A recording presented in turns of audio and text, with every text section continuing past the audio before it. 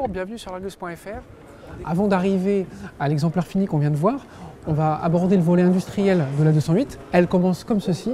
On est ici à Vélizy dans la mini chaîne de montage où l'on est en train d'élaborer en fait tout le processus industriel de fabrication de la 208 avant qu'elle aille sur chaîne dans des conditions réelles. On est là pour aborder tous les problèmes qu'il peut y avoir au niveau de la mise au point, au niveau de la mise en place sur chaîne. Et c'est pour ça que cet atelier qu'on va vous faire découvrir aujourd'hui en exclusivité, parce que c'est très rare qu'on puisse aller sur des lieux de production industrielle, on va vous montrer les étapes de fabrication de cette nouvelle 208.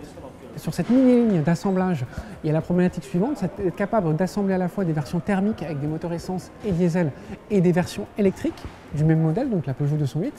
On est ici à la deuxième étape où on a des mousses d'insonorisation, des éléments de câblage électronique qui sont mis en place. Et puis maintenant, on va découvrir étape par étape comment on est cette nouvelle Peugeot 208. Alors à cette deuxième étape, on voit que le véhicule avance progressivement. On a maintenant des phares, on a l'intérieur du haillon, on a des câblages, on a également les enrouleurs de ceinture.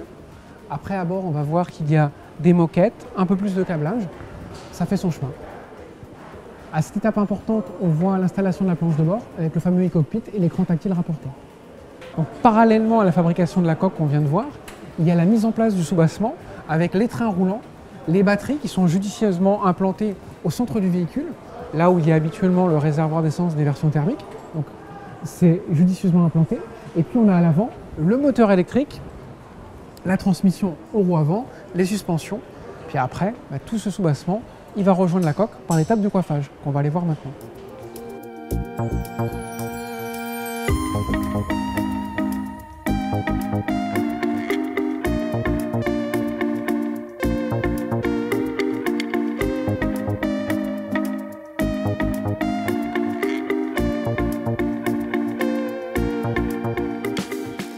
Alors nous venons d'assister à l'opération cruciale qui est celle du coiffage, où la carrosserie rejoint le soubassement.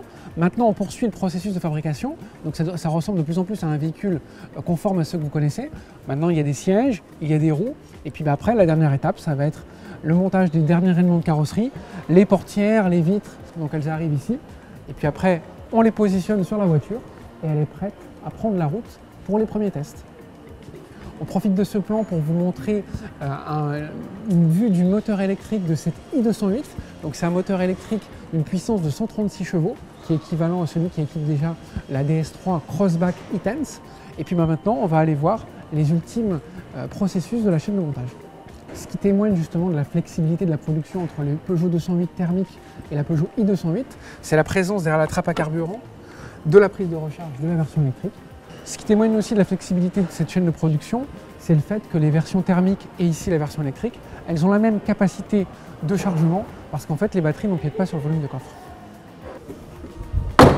Ça y est, la i208 elle est prête à prendre la route pour les premiers tests. Nous on vous remercie de votre fidélité sur l'Argus.fr. On remercie aussi beaucoup Peugeot de nous avoir permis de déambuler à notre guise sans aucune contrainte à l'intérieur de ce site industriel, ce qui est quand même extrêmement rare. On vous donne rendez-vous très bientôt sur l'Argus.fr. D'ici là, on reste en contact via les réseaux sociaux, notre page Facebook et notre chaîne YouTube. À bientôt!